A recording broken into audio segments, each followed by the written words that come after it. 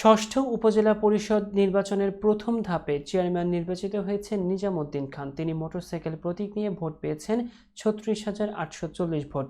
তার নিকটতম প্রতিদ্বন্দ্বী ছিলেন সাবেক উপজেলা চেয়ারম্যান মুক্তারুল হক মুকু। তিনি ঘোড়া প্রতীক নিয়ে পেয়েছেন ১১,৮৬৫ ভোট। পঞ্চগড় জেলা প্রতিনিধি মোহাম্মদ মিজানুর রহমান মিন্টু জানান, গতকাল বুধবার সকাল ৮টা থেকে বিকেল ৪টা পর্যন্ত উপজেলার ৩৭টি কেন্দ্রে বিরতিহীনভাবে চলে ভোট গ্রহণ। রাতে ভোট গণনা শেষে নির্বাচনের ফলাফল ঘোষণা করেন সহকারী রিটার্নিং অফিসার ও নির্বাচন অফিসার মোহাম্মদ শামীম হোসেন।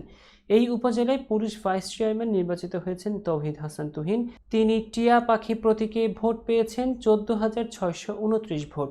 তার নিকটতম প্রতিদ্বন্দ্বী মুজিবুর রহমান মাইক প্রতীক নিয়ে ভোট পেয়েছেন ১৪,০১০ ভোট। মহিলা ভাইস চেয়ারম্যান হিসেবে তৃতীয়বারের মতো নির্বাচিত হলেন সুলতানা রাজিয়া। তিনি এবারও কলস প্রতীক নিয়ে ভোট পেয়েছেন ৪৬,৯৭৮ ভোট। তার নিকটতম প্রতিদ্বন্দ্বী ছিলেন সোমা চৌধুরী। ফুটবল প্রতীক নিয়ে তিনি ভোট পেয়েছেন ১৭,৯৩৮ ভোট।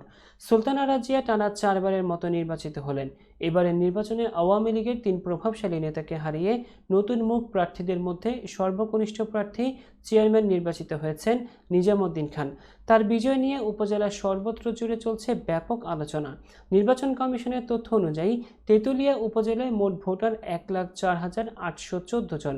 এর মধ্যে পুরুষ ভোটারের সংখ্যা ৫২,৩৬৭ জন এবং নারী ভোটারের সংখ্যা ৫২,৪৪৭ জন। ৩৭টি কেন্দ্রে অনুষ্ঠিত হয় ভোট। এই নির্বাচনে তেঁতুলিয়া উপজেলা চেয়ারম্যান পদে ৫ জন, ভাইস চেয়ারম্যান পদে ৮ জন ও মহিলা ভাইস চেয়ারম্যান পদে ২ জন প্রতিদ্বন্দ্বিতা করেছেন।